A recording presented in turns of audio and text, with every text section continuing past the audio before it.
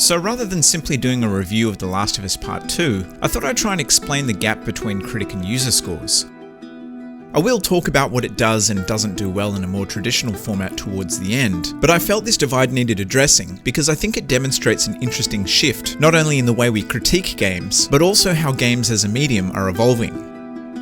Now, I will briefly touch on some spoilers, but I'll give you a heads up before doing so. Otherwise, I've decided to adhere pretty closely to the embargo originally imposed on those who played the game prior to launch. Some people felt that not being able to talk about what happens in the second half stops you from accurately describing or analysing the game. I don't totally agree with this, so I've obscured the specifics when talking about things that could be considered spoilers. Anyway, there's a lot I want to unpack here, so let's get stuck into it.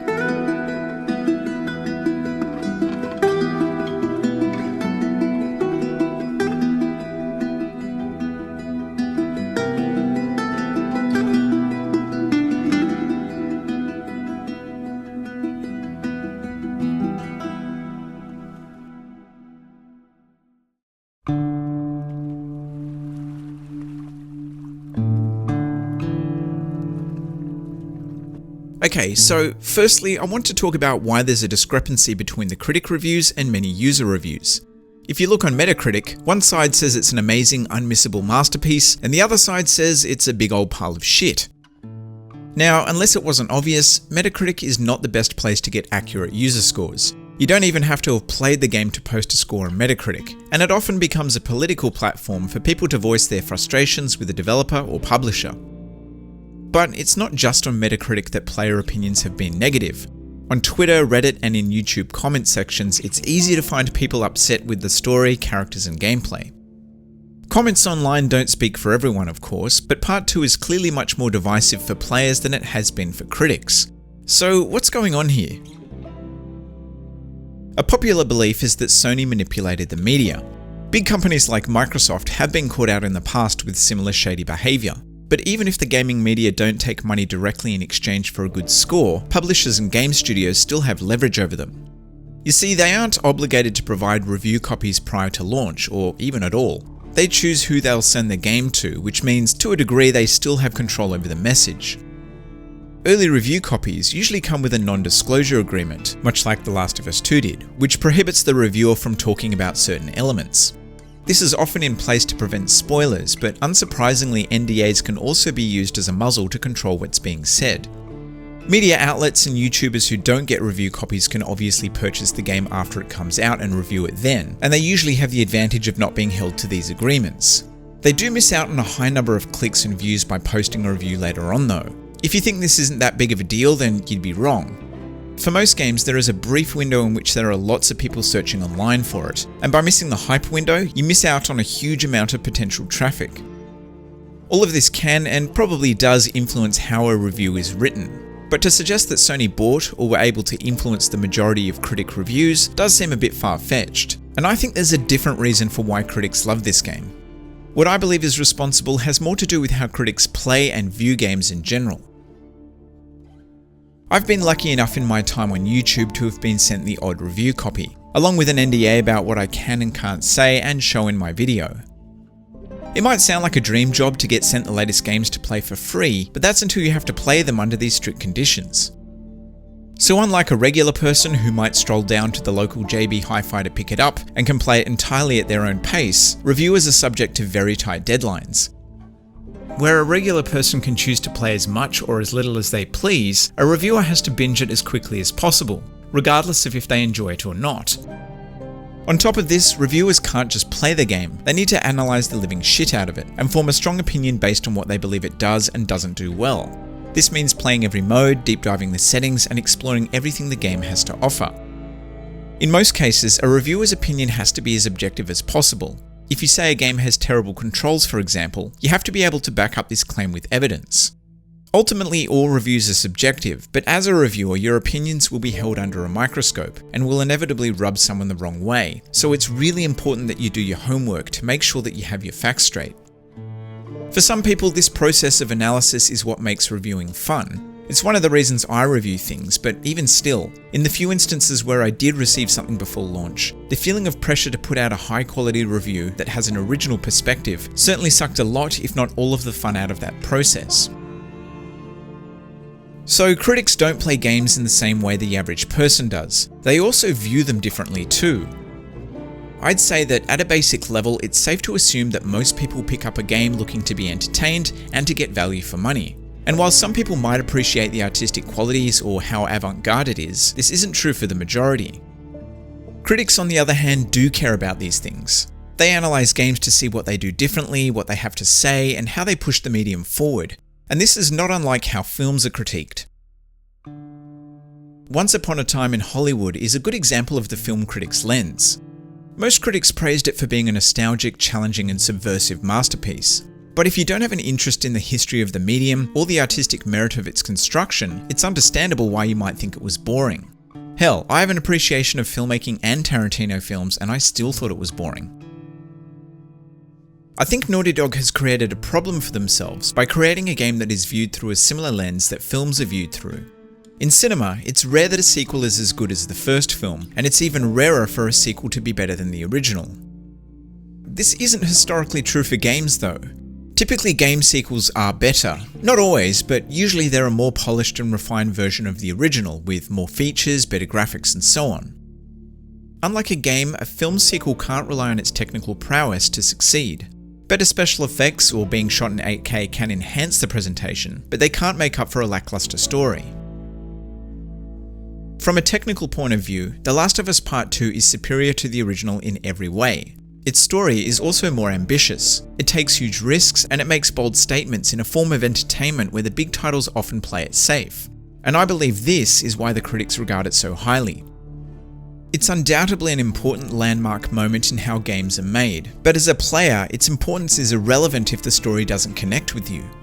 Even if it does succeed in its ambitions, it doesn't deliver the same kind of experience the first game did, and this lack of consistency is what I think many people, myself included, don't like about it.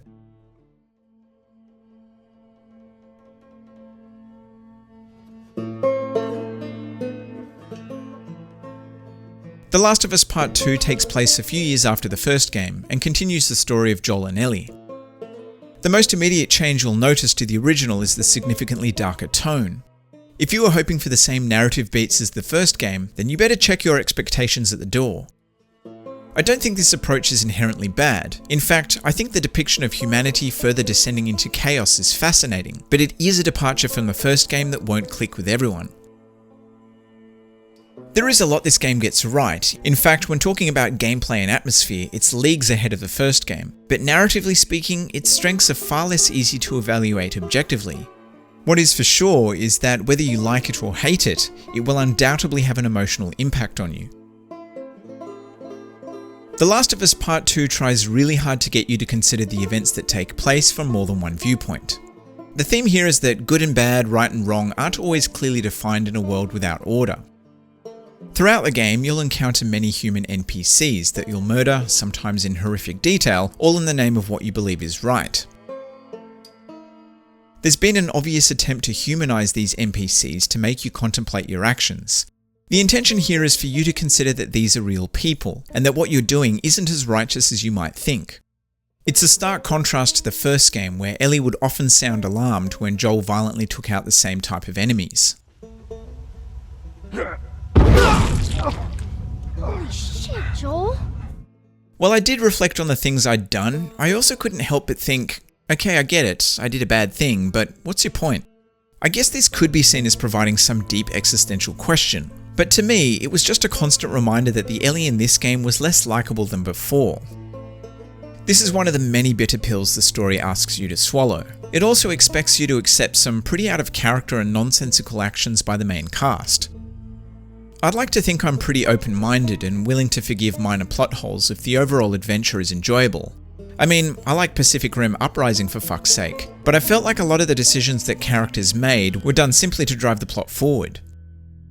I can't go into any more detail without spoiling the story, but I totally understand why it's as polarizing as it is.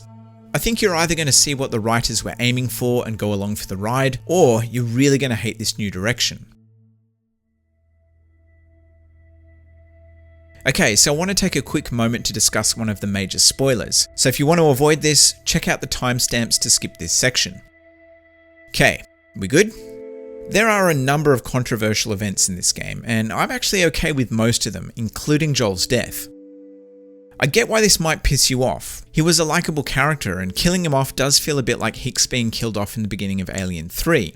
Sorry, spoilers if you haven't seen that. The thing is, his arc felt complete in the first game. There wasn't really anywhere left to take his character. Naughty Dog could have come up with some story about Joel and Ellie needing to hit the road again, but that would have been a retread of the first game. The only way to provide Ellie with a plausible reason for leaving the safety of Jackson would be something major, and Joel's death provided this. I totally understand if this didn't work for you, but I get why the writers went down this path.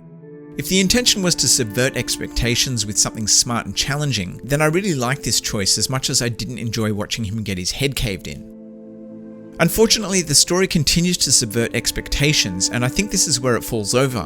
One big defining event was surely enough, and the rest of it kind of feels like it's written for shock value rather than good storytelling. As much as I don't like the story's conclusion, I totally reject the notion that The Last of Us Part 2 is simply about revenge.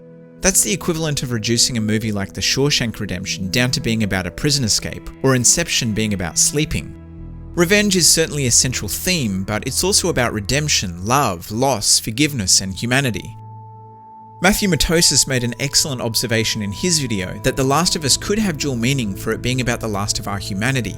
His video is incredible, by the way, and there's a link in the description. With that being said, although I was able to glean those themes, none of them were communicated clearly. I applaud the ambition, but ultimately I don't think it was a story worth telling, at least not from Ellie's perspective. She's such an interesting character with so much more potential than what this story provided, and I thought it was a huge missed opportunity. By the time the credits rolled, I just felt drained and hollow. And even though I found some characters and parts of the story interesting, none of it struck a chord with me or lived up to the high bar set by the first game. Now I just wanted to quickly address the controversy around the alleged identity politics. I'll just say this, if the mere presence of a gay person feels like an agenda being forced on you, then okay, maybe stay in your comfortable little bubble and don't play this. I don't really get the outrage. Ellie was clearly established as being gay and left behind 6 years ago. This isn't new information. Also, the whole thing about Abby being unrealistic is just odd. Women can be that buff, and there are loads of real-life examples. The game even provides an explanation of how and why she looks like that. I think they could have done a better job at fitting her buffness into the plot, but there are so many other issues with the story that this seems like a really bizarre thing to get hung up on.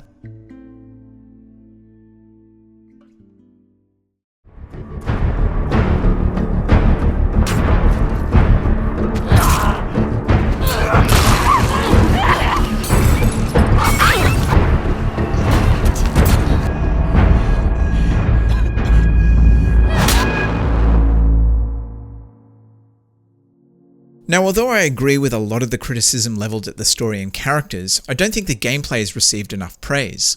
Every aspect has received attention, and overall it's a more polished version of the first game.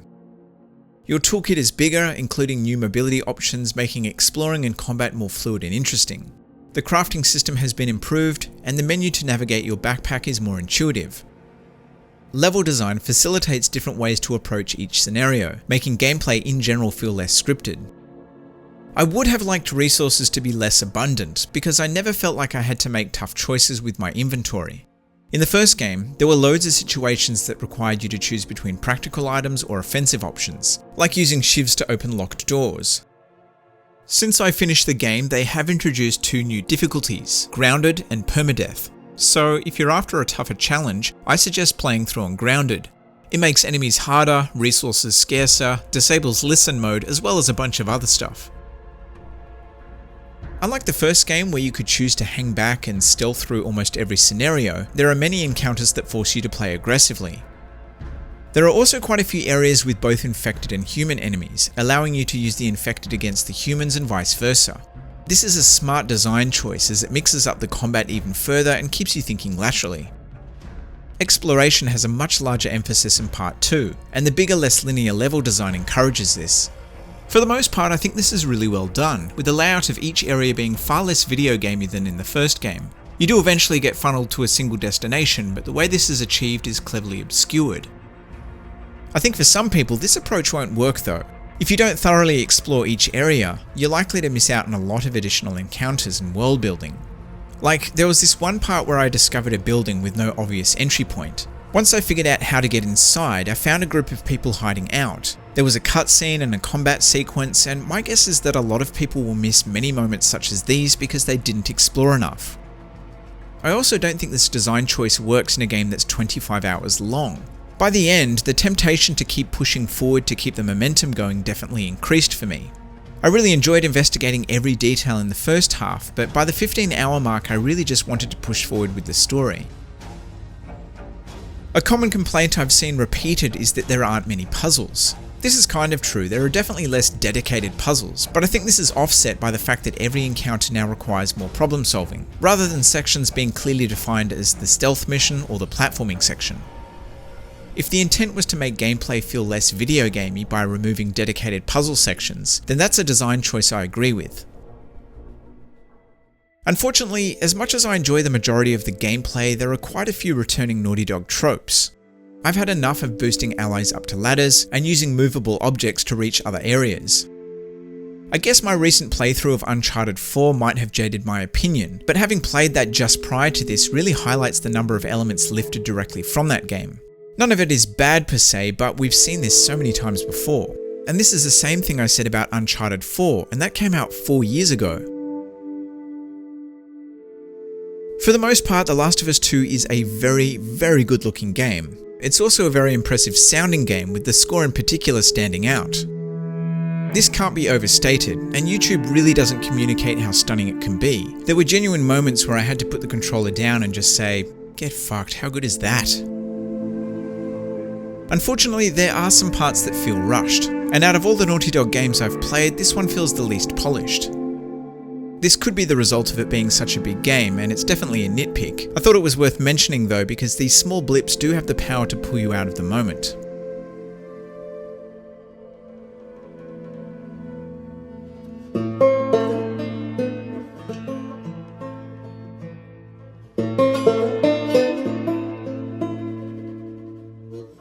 Some tied ideas and reused assets aside, if you enjoyed the gameplay in the original, then this is likely to scratch the same itch.